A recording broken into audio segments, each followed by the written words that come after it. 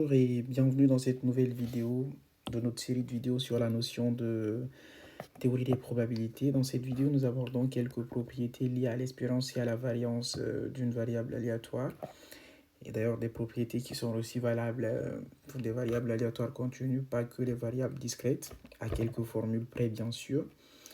Et voilà, l'idée de cette vidéo était d'alléger un peu les précédentes vidéos et ne pas énumérer donc toutes ces propriétés dans ces vidéos-là, histoire d'alléger la quantité d'informations que vous aviez dans cette vidéo, dans ces vidéos, pardon. Donc nous allons commencer par la notion d'espérance. Commencer la première des propriétés à tirer sur l'espérance, c'est que l'espérance d'une constante qu'on va appeler A, donc l'espérance d'une constante qu'on va appeler A, n'est nulle autre que simplement cette constante. Donc espérance de A en fait est égale à A. Ça veut dire que si vous avez une variable aléatoire donc qui prend tout le temps la même valeur, c'est-à-dire A, une variable aléatoire, c'est-à-dire vous jouez à un jeu, vous jouez donc vous gagnez 4 euros tout le temps, et bien en moyenne vous avez 4 euros. Simplement ça. Donc si vous avez un jeu, vous gagnez A à chaque fois, au final, en moyenne vous avez A. Donc l'espérance d'une constante, c'est la constante.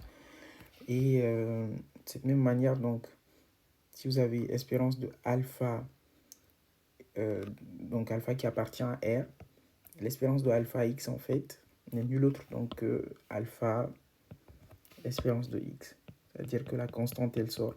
Donc si vous avez d'une manière similaire, donc si vous avez espérance de 4x, eh bien le 4 il sort, ça devient 4 espérance de x.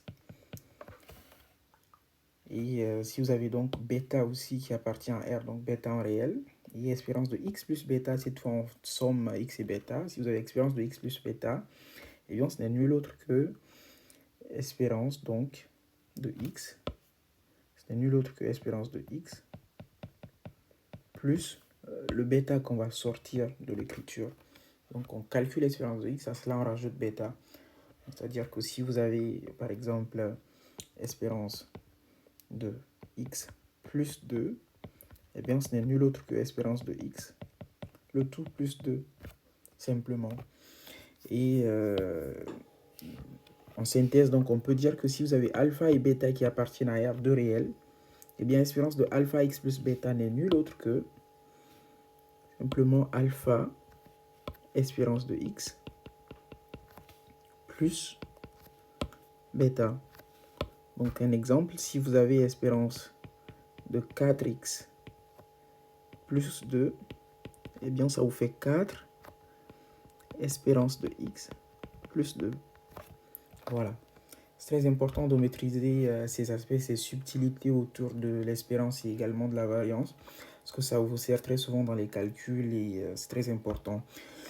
Donc, pour revenir, donc, on a espérance de alpha x plus bêta qui est égal à alpha espérance de x plus bêta. Par exemple, si vous avez 4x plus 2 en espérance, ça vous fait simplement 4 espérance de x plus 2. Et de cette même manière, si vous avez deux variables aléatoires cette fois, x et y, donc qui sont deux variables aléatoires, s'il vous est donné de calculer espérance de alpha x plus bêta y, eh bien, c'est la même manière, les alpha et les bêta sortiront. Et également, on va donc scinder aussi la somme là. Ça revient à faire alpha espérance de x plus bêta espérance de y. Donc en exemple, si alpha égale à 1, bêta égale à 1, vous avez espérance de x plus y qui sera simplement égal à espérance de x plus espérance de y. Cette propriété, on l'appelle en fait la linéarité. La linéarité. Donc, en fait, l'espérance d'une somme est égale à la somme des espérances. Donc, on parle de linéarité de l'espérance. L'espérance de la somme est égale à la somme de l'espérance. Linéarité. Donc, l'espérance est linéaire et cela, quelles que soient les variables aléatoires x, y. Et pour finir sur l'espérance, on parle de la formule de transfert. Eh bien, ça vient du théorème de transfert. Et cette formule, elle est toute simple. D'abord, on l'avait abordé au niveau de la vidéo précédente en énumérant simplement une des formules, un des exemples, pardon.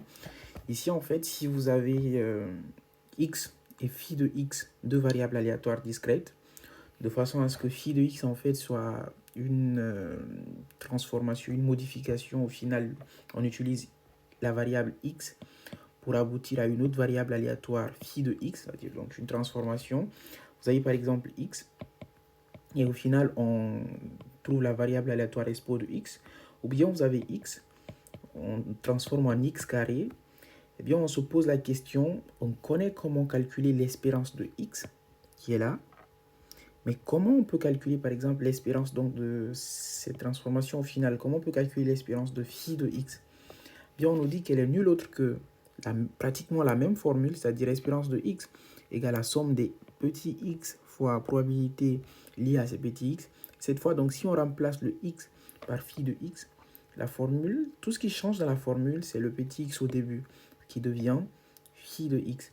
Donc, si vous avez par exemple espérance de x carré, ce n'est nul autre que la somme des x carrés probabilité liée au x.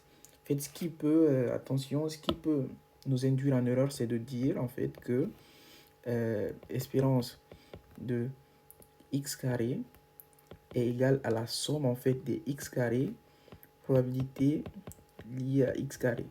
Eh bien ça en fait c'est faux, c'est pas vrai, donc c'est différent. Tout ce qui change dans la formule de transfert, c'est simplement la première partie. En fait, vous avez donc espérance de x carré, tout ce qui change c'est ici le x carré. Vous avez expo de x plus 2, tout ce qui change c'est le début. Et cette probabilité reste la même. Et c'est quoi l'implication de cette formule de transfert? En fait, c'est que une fois que vous connaissez la loi de probabilité liée à x, donc une fois que vous connaissez les xi et les probabilités liées au xi, une fois que vous connaissez tout ça, il vous est facile de calculer en fait l'espérance de x, ça c'est on le sait, mais aussi il vous est très facile de calculer l'espérance de toute transformation de x.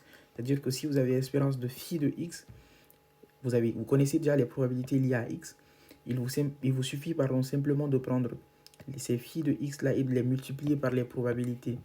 Donc une fois que vous avez la loi de probabilité de x, vous n'avez pas besoin de recalculer les probabilités de phi de x. Il vous suffit simplement d'avoir les probabilités de x, de les multiplier par x, les phi de x, et d'en faire la somme pour avoir l'espérance de x. Donc une fois que vous avez les probabilités de x, il vous suffit simplement de multiplier les x carrés par la probabilité de x et non de x carré. Donc de multiplier x carré par la probabilité de x, d'en faire la somme pour chaque xi pour trouver l'espérance de x au carré. Vous n'avez pas besoin de recalculer les probabilités liées au x au carré, non. Simplement. Voilà l'utilité de cette formule de transfert. Et une fois qu'on a donc fini de parler de cette notion d'espérance, abordons ensuite, parlons de variance. Eh bien, pour commencer, la variance d'une variable donc aléatoire discrète en principe, si on considère une constante a, en fait la variance de cette constante là, elle est nulle autre que 0. La variance de a en fait est égale à 0.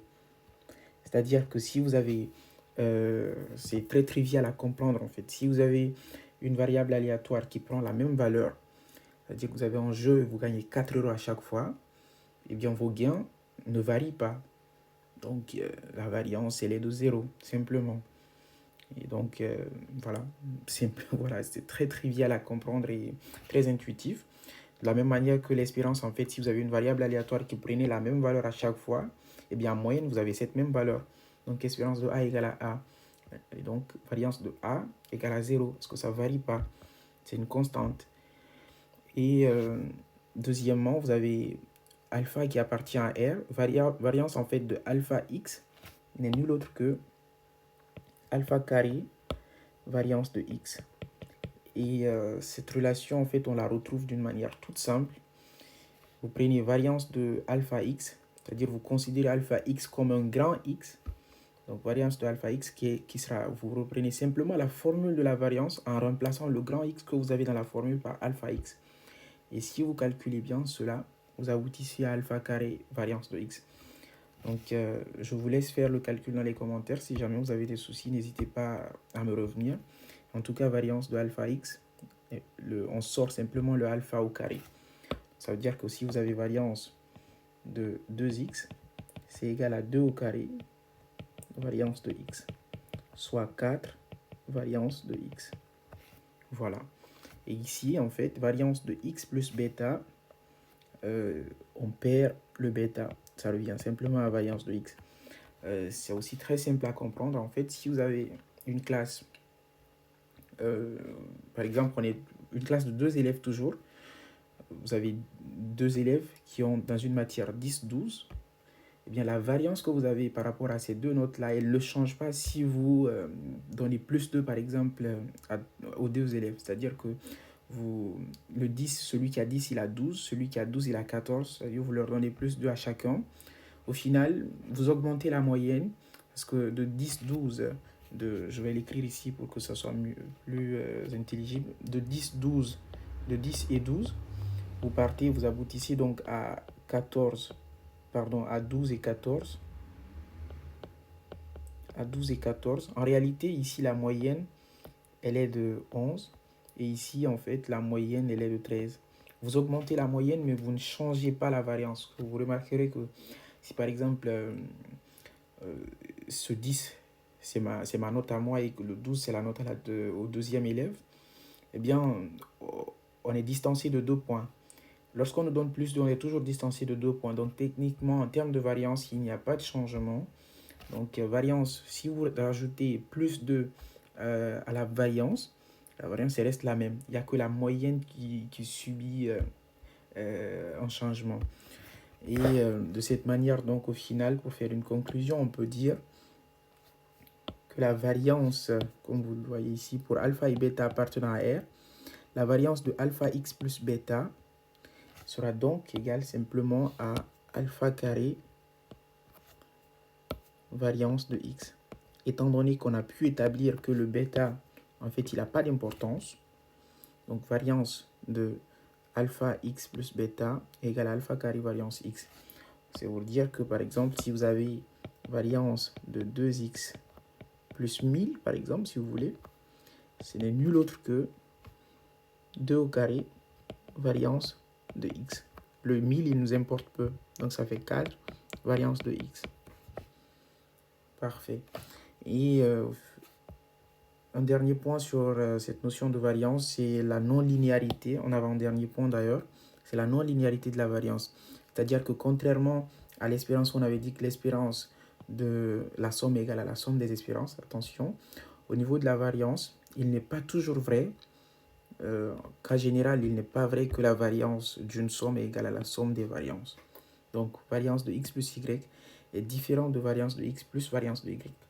À une exception près, le cas des variables aléatoires indépendantes. C'est-à-dire, si nous prenons 2 variables aléatoires x, y qui sont indépendantes, et indépendantes dans le sens où x n'a pas d'influence sur y et y n'a pas d'influence sur x. Vous supposez par exemple le temps de retard d'un bus et les probabilités ou la potentialité, la probabilité de gagner à la loterie. À supposer que ce soit une variable aléatoire. Donc le temps de retard d'un bus, la probabilité de gagner à la loterie. En principe, ces deux variables peuvent être supposées indépendantes. Parce qu'il n'y a aucune raison que l'une soit liée à l'autre, que l'autre soit... Voilà. Donc, ces deux variables sont indépendantes. Et donc, si vous faites face à deux variables indépendantes, typiquement, la variance de la somme peut être assimilée à la somme de la variance. Donc, si vous avez variance de x plus y, c'est typiquement variance de x plus variance de y. Et donc, d'une manière générale, pour deux variables indépendantes, si vous avez variance de 2x plus 4y, eh bien, ça sera 2 au carré, variance de x, plus 4 au carré, variance de y. Donc, ce qui vous fait 4 variance de x, plus 16 variance de y. Voilà. Donc, ça, c'est seulement, attention, seulement dans le cadre de variables aléatoires indépendantes. Sinon, en règle générale, On parle de non-linéarité de la variance, contrairement à l'espérance, en règle générale. Voilà, donc arrivé là, je pense qu'on a un peu fait le tour de tout ce qui était propriété en tout cas importante à assimiler en ce qui concerne l'espérance et la variance. Si vous avez des questions, n'hésitez pas dans les commentaires. Et on se dit à la prochaine vidéo. Merci bien.